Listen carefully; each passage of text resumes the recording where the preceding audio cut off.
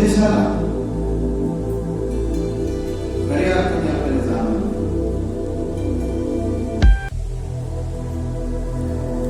जाण्याशिवाय आपल्याला ज्ञानाचा आकलन होणार, ज्ञानाची अवगती आपल्याला प्राप्त होणार. ते तथागताने आपल्याला जो चेतसिक धर्म सांगितले. आमचे जयंत बोधे त्यांची मावशी एक अनेक वर्ष मावशी संघ भारतीही त्यावेळेला होते. तर चेतसिक धर्म आपण पठण केला, केवळ पठण, रोज वाचन, पठण केलं, काहीच विसरलं, काहीच झालं, पण त्याला सूक्ष्म पद्धतीने आपण जाणलं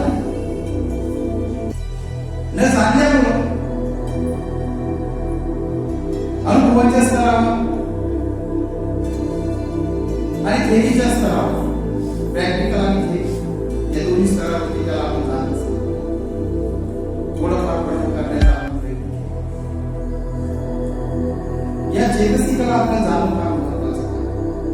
पठणाच्या अनुषंगाने, चिंतनाच्या अनुषंगाने, अनुभवाच्या अनुषंगाने याचा आपल्याला खूप बारकाईने अभ्यास करावा.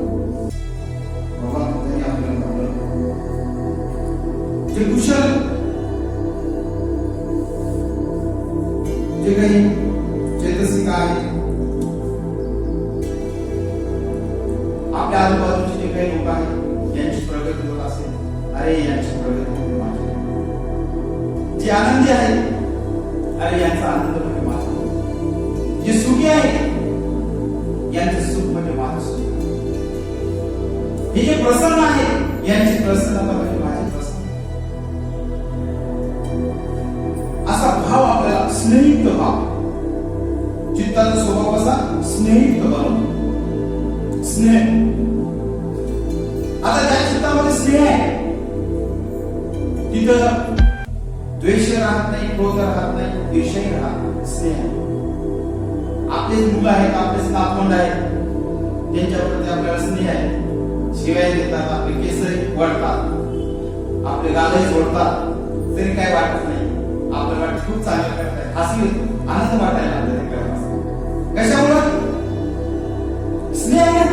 पण बाकी दुसरा मुलगा जर आला, गाल जोडायला, केस ओढायला लागला, वाईट वाटायला लागतं. करू देऊ का आपण? नाही ना.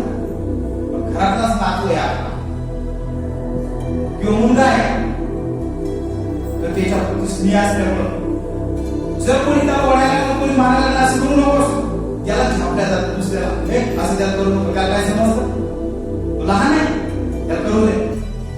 अशा पद्धतीने आपलं स्नेह असल्यामुळे त्याला करायला बोलतो. म्हणून जेव्हा आपल्यामध्ये निश्चय निर्माण होईल, स्नेह निर्माण करायचा आणि त्या स्नेहाच्या अनुषंगाने आपण भावना करायची, मुदितीची. आणि जेव्हा मुदितीची भावना आपण करायला लागू, आपल्या सूक्ष्म पद्धतीने थोडं थोडं चिंतन करायला लागू. एक वेळा असं होतं चित्त की खरोखर आपल्या कोणाच्या प्रती विश्वास नाही. 125 प्रकारची जी काही त्या मुदिता भावनेमधून जी भावना तयार होते, 125 प्रकारची भावना केल्या जाते. 125 प्रकारची. आपण नगरात आपले नातेवाईक असो, दूरचे असो, नगरातले असो किंवा शहरातले असो, प्रदेशातील असो, काही देशातील असो, त्या सर्व लोकांच्या प्रती मुदितीचा भाव व्यक्त करायचा. केवळ आजूबाजूच्या लोकांच्या प्रती नाही, नातेवाईकांच्या प्रती नाही. जे नातेवाईक नाहीत, अनपरिचित आहेत, त्यांच्या प्रती सुद्धा 10 दिशा, जेवढ्या 10 दिशा आहेत, त्या 10 दिशाच्या प्रती मुदितीचा भावचा अभ्यास करायचा. ज्या लोकांना कधी माहिती नाही, ओळख नाही, पाळत नाही, तर पूर्ण दिशेला, मग आपल्या चित्ताच्या अनुषंगाने स्नेहाचा स्पर्श पूर्व दिशेला, दक्षिण दिशेला, पश्चिम दिशेला परिपूर्ण घेऊन जायचं, स्पर्श करायचं. चित्ताने स्पर्श करायचा पूर्व दिशा, दक्षिण दिशा, पश्चिम, उत्तर या चारही दिशाला. मग पूर्व दिशा, दक्षिण दिशा, अतिशय त्याच्यामध्ये जे स्नेह निर्माण झाला, त्यांचा स्नेह निर्माण असेल, ही भावना आपण करायची.